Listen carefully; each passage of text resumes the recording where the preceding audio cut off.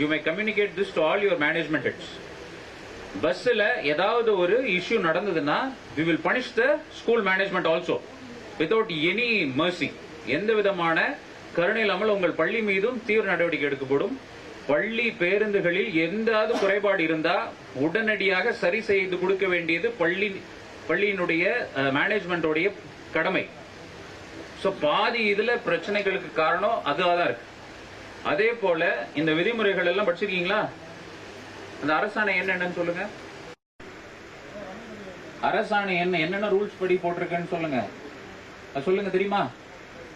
727 ஒரு அரசாணை இருக்குல்ல, 2012, அதுபடி ஒரு இந்த ரூல்ஸ் போட்டிருக்கிறாங்க. அதை நீங்களும் உங்க எல்லாரும் படிக்கணும். இவங்க படிக்க தேவையில்லை. அதுல படிச்சுட்டு இங்க வர்றதுக்கு முன்னாடி நாங்க செக் பண்றதுக்கு முன்னாடி நீங்க செக் பண்ணிட்டு வரணும். வந்தீங்களா? அப்படி என்னென்ன இருக்கணும் சொல்லுங்க. ஒரு பஸ்ல உங்க மைக் கொடுங்க.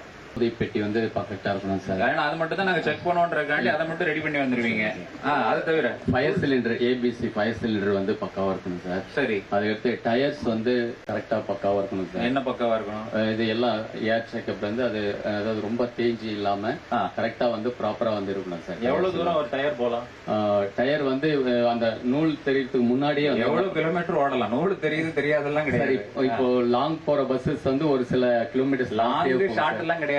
பஸ்ஸுக்குன்னு சொல்லி எவ்வளவு கிலோமீட்டர் ஓடலாம்னு சொல்லி 20,000 25,000 வந்து நம்ம ரீபில்ட் பண்ண வேண்டியது வரும் சார். அதாவது இது ஆயிடுச்சுன்னா ரீபில்ட் பண்ணுவோம் சார். சரி. அதுக்கு அடுத்தது வந்து கிரீஸ் ஏர் செக்அப் வந்து பண்ணும் சார். கண்டிப்பா எவ்ரி மந்த் வந்து ஒவ்வொரு வண்டியும் வந்து கிரீஸ் அண்ட் ஏர் செக் வந்து பண்ணி ஆகணும். சரி. அதுக்கு அடுத்தது வந்து பாத்தீங்கன்னா நமக்கு வந்து வீல் அப்கிரீஸ். அடுத்து வேற சொல்லுங்க. நீங்க டிரைவரா இல்ல ஸ்கூல் மேனேஜ்மெண்ட்ல இருந்து வரீங்களா? சரி, ஓகே. வண்டி வந்து இன்ஜின் ஆயில் கண்டிஷன் எப்படி இருக்குன்னு பாக்கணும். சரி.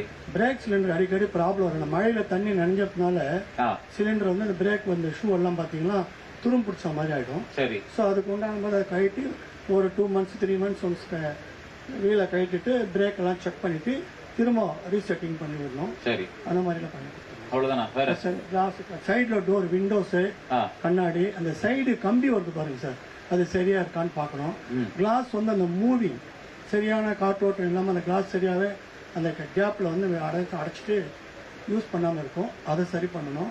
ஃப்ரண்ட்டு வைஃபர், மழை நேரத்தில் வைஃபர் ஒர்க் பண்ணுதா அதை செக் பண்ணணும். ஃப்ரண்ட்டு கிளாஸ் சரியாக இருக்கான்னு செக் பண்ணணும்.